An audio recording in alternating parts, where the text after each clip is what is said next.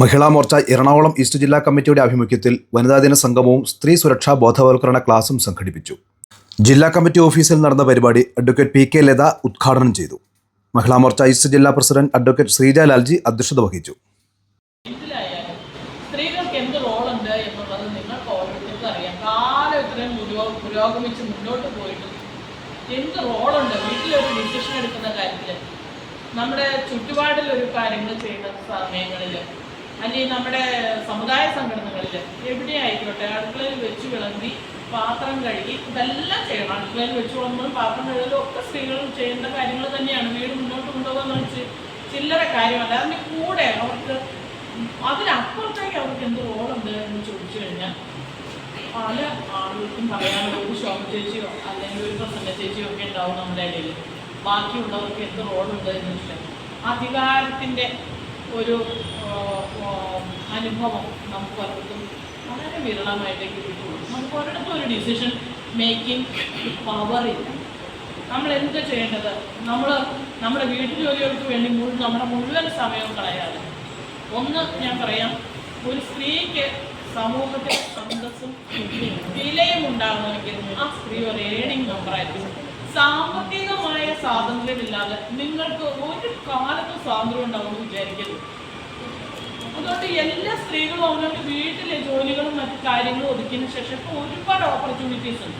നിങ്ങൾക്ക് സ്വന്തമായിട്ട്. Advocate Anjumol CA മുഖ്യപ്രഭാഷണം നടത്തി. മഹിളാ മോർച്ച ജില്ലാ general secretary Sindhu MA, BJP Ernakulam east ജില്ലാ സെക്രട്ടറി ശോഭ രാധാകൃഷ്ണൻ, ജില്ലാ വൈസ് പ്രസിഡന്റ് പ്രസന്ന വാസുദേവൻ, ന്യൂനപക്ഷ മോർച്ച ഈസ്റ്റ് ജില്ലാ വൈസ് പ്രസിഡന്റ് മോളി ജോസഫ്, മഹിളാ മോർച്ച ജില്ലാ വൈസ് പ്രസിഡന്റ് ഡൈജ സാജൻ എന്നിവർ സംസാരിച്ചു.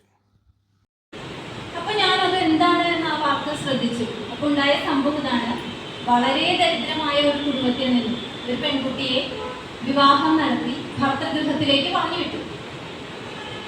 സ്ത്രീധനമായിട്ട് അതിന് മുഴുവൻ തുകയോ വലിയ സ്വർണ്ണാഭരണങ്ങളോ ഒന്നും കൊടുക്കാനായിട്ട് ആ കുടുംബത്തിന് സാധിച്ചില്ല.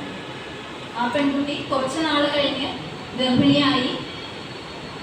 അപ്പോഴും ആ വീട്ടിലെ മദറിൻ്റെ ഭാഗത്ത് നിന്ന് കുത്തുവാക്കുകളും ഈ സ്ത്രീധനമാക്കി കൊണ്ടുവരാത്തതിൻ്റെ പേരിലുള്ള ഒരുപാട് പ്രശ്നങ്ങളും ഈ പെൺകുട്ടി സഹിക്കുന്നുണ്ടായിരുന്നു. പതിയെ ആ വീട്ടുകാർ അവരുടെ വീട്ടുകാരുമായിട്ടുള്ള കണക്ഷൻ വളരെ റെസ്ട്രിക്റ്റ് ചെയ്യുന്ന രീതിയിലേക്ക് കാര്യങ്ങൾ പോയി. വീട്ടുകാരോട് സംസാരിക്കാൻ സമ്മതിക്കില്ല, ഫോൺ ചെയ്യാൻ സമ്മതിക്കില്ല. അതുപോലെ വീട്ടിൽ നിന്ന് ആരെങ്കിലും വന്നു കഴിഞ്ഞാൽ ഇവരുടെ മുമ്പിൽ നിന്നല്ലാതെ സംസാരിക്കാനും സമ്മതിക്കില്ല. ഇതിനിടയിൽ ഈ പെൺകുട്ടിക്ക് കുട്ടിയുമായി തിരിച്ച് വീട്ടിൽ വന്നിട്ടും ഈ സ്ത്രീധനത്തിന്റെ പേരിലുള്ള പീഡനം തുടർന്നുകൊണ്ടേയിരുന്നു. പയ്യെ നമ്മുടെ സ്ത്രീകൾ ഈ ഹോർമോൺ ഇംബാലൻസുകളും പിന്നെ ഈ പ്രായത്തിന്റെ ഒരു സ്റ്റേജിലുള്ള പ്രശ്നങ്ങൾ കൊണ്ട് ഒരുപാട് ഈ ഡിപ്രഷനും അതുപോലെ മാനസിക മൂഡ് സ്വിങ്സിനൊക്കെ വിധേയരായിക്കൊണ്ടിരിക്കുന്ന ആളുകളാണത്. പ്രസവശേഷം പോസ്റ്റ്മോർട്ടം ഡിപ്രഷൻ പോലുള്ള കാര്യങ്ങളൊക്കെ നമുക്കുണ്ടാകും. അതുപോലെ 45-ന് ശേഷം 40-ന് ശേഷം മെനോപോസ് പോലെയുള്ള സാഹചര്യങ്ങളിലൂടെയൊക്കെ നമ്മൾ കടന്നു പോകും. ആ സമയത്തൊക്കെ നമുക്കൊരു കൈത്താങ്ങോ നമ്മളെ തന്നെ നമ്മൾ മുന്നോട്ട് കൊണ്ടുവരുന്ന രീതിയിലേക്ക് നമ്മുടെ മൈൻഡ് ബിൽഡ് ചെയ്തിരുന്നെങ്കിൽ, നമ്മുടെ കോൺഫിഡൻസ് ബിൽഡ് ചെയ്തില്ലെങ്കിൽ നമ്മൾ ആകെ തകർന്നു പോകുമല്ലോ.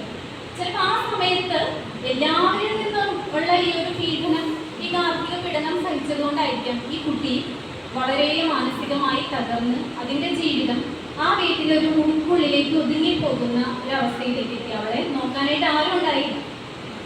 വീട്ടുകാരോട് നിങ്ങൾ ആരും എന്നെ കാണാൻ വരണ്ട, എനിക്ക് എവിടെ സുഖമാണെന്ന് പറഞ്ഞു. വീട്ടുകാർ പിന്നെ വരാതെയായി. അതുപോലെ വീട്ടിലേക്ക്